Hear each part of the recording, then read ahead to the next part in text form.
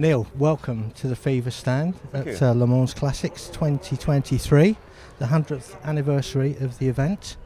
I know you've been here many, many times in the past. Would you like to tell us what's special about this year for you? Well, thanks for the invite to come here. I think this year is so different because it is the centenary. I mean, normally, as you know, the Classic is every 2 years, and I was here last year, 2022, not expecting to come again until 2024.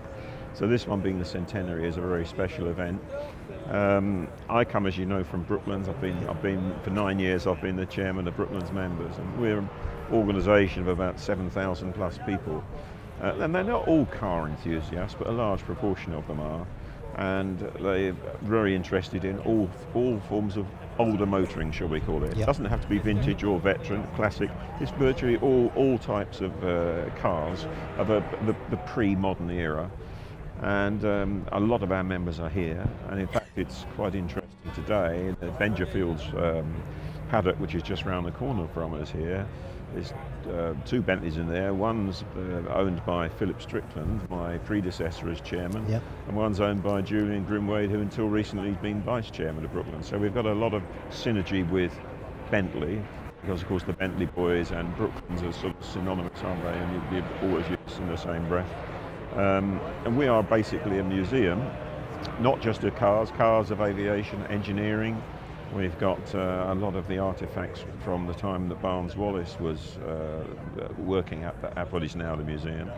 But I think it's fair to say the majority of the people who join us as members, at whatever level of membership they join, are interested in cars. We've got some people obviously who are other enthusiasts, but cars is the big thing. And you'll find here a lot of people that I'm going to meet in the next day or two here are actually Brooklands members who've come out here. We're staying in a hotel which is quite well known in this part, which is the Hotel de France, of course, owned by a gentleman called Martin Overington, who's also racing his Bentley here. And that hotel's got a lot of history with Le Mans, because that's where Aston Martin back in the day used to prep the cars before coming to the circuit. And I come every year to Le Mans 24, and I stay in that hotel every year, and there's a whole group of us who are there every year. And most of those people also come to the Classic. You know, it's the thing that people go to both, even though the interests are very different. And I think it's a wonderful institution, and we've got to keep the interest alive for new generations coming on. Any young people now are going to grow up by the time they pass their driving tests, which in England is at 17. They're going to be all electric cars and almost autonomous without the autonomous driving technology we hear about. So we've got to make them realise how wonderful these older cars were in their day, and how important it is to continue to see them and enjoy them. And that's why FIVA plays such a vital role. We've got to see the cars not just in a dusty museum with a dust sheet over them, getting the cars out on the road. One of the things we do at Brooklands, for example, we take a lot of the cars out. We take them up Test Hill, we take them around the site. We've got the Napier Railton, famous car. And when we start it up, for people to look at it and listen to it and marvel at the technology of its time. And I think that the difficulty is that you and I are of an age where we accept all the stories about old cars and old drivers. Youngsters now need to understand how great these cars were, and we want to infuse them so that in 30 years' time they are doing what you are doing, which is encouraging people to keep them on the road and to keep them still in operation. And I'm sure there will be restrictions with fossil fuels and the use of fossil fuels, but it's interesting today, for instance, Martin Overton is racing here with an ecologically sound fuel, a substitute fuel. I think it's called Sustain.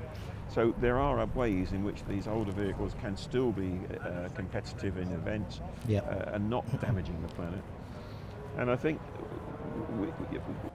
FIVA's role is really to showcase the vehicles that we've got that are available, and to make the carbon footprint of those vehicles was there when they were built.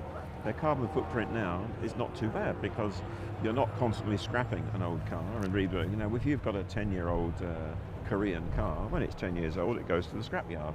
I know some of the things are recycled, but it's not the same. These cars need love and attention. They need to be kept, looked after, and we've got to infuse new generations.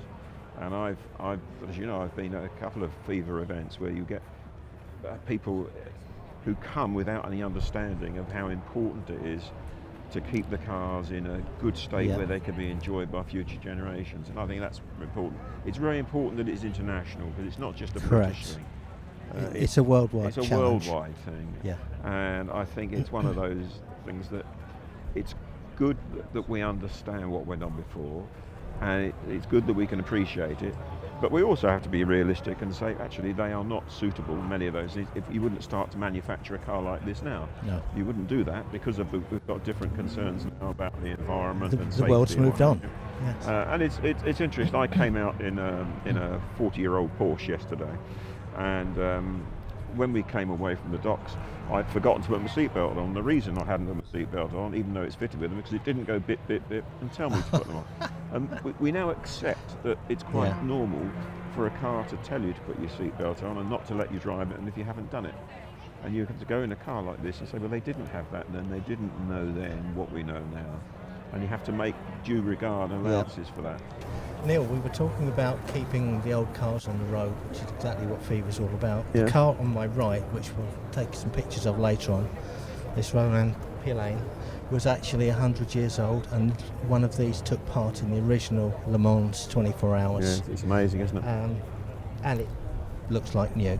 Looks like new, and it's still, when someone sees it for the first time and they look at the engineering, they look at it in a different way, because it's so different to the engineering in a modern car. When you open the bonnet on a modern car and it's full of fibre and plastic covering and electronics, do not touch. That's so different. And it's beautifully engineered, and all the things that we accept today as standard, like robotic assembly lines, like microchips and everything, none of that was available to these people. And when they built that car 100 years ago, they were turning the brass on lathes, they were drilling. It was absolutely hand assembled, and it's a work of art. And I wish sometimes people would appreciate that a 100-year-old car, irrespective of the make, should be treated more as a work of art than just an old relic, you know.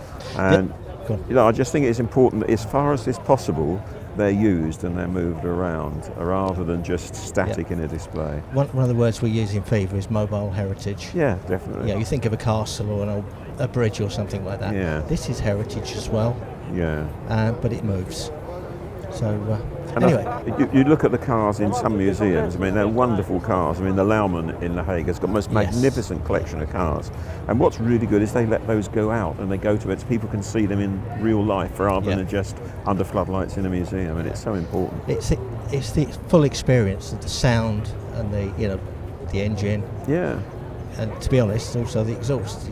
Definitely. Absolutely. You think of motorbikes, I mean, certainly FIVA, we're into cars, motorbikes, utilitarian vehicles, tanks and so forth. We cover anything that's got an engine, basically. I'll tell you a very quick little story. We've got our pride and joy at Brooklands is the Napier Railton, and we're also very keen to get young people, in school parties particularly, to come.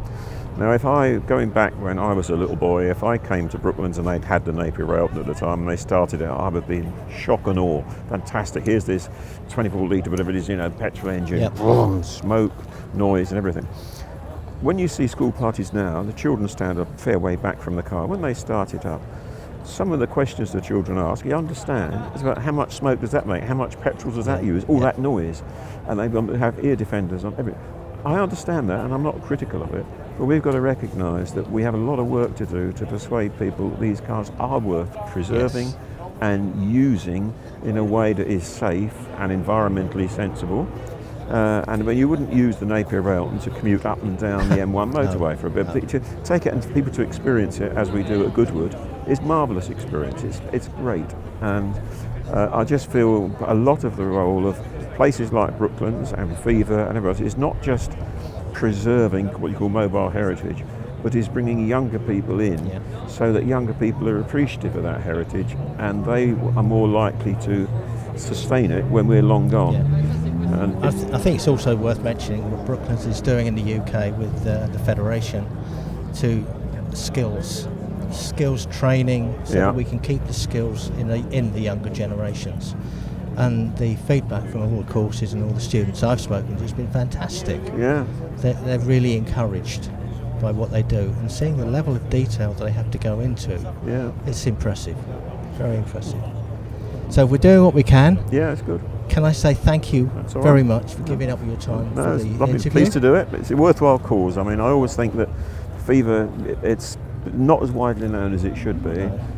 And it's important for people of our generation to spread the word so that we can get successively younger generations involved and immersed in motorsport. Well, thank you. Okay, thanks very much indeed. Ambassador. And I hope you enjoy the rest of the weekend. Thank Neil, you. thank you very Thanks much. a lot. Thank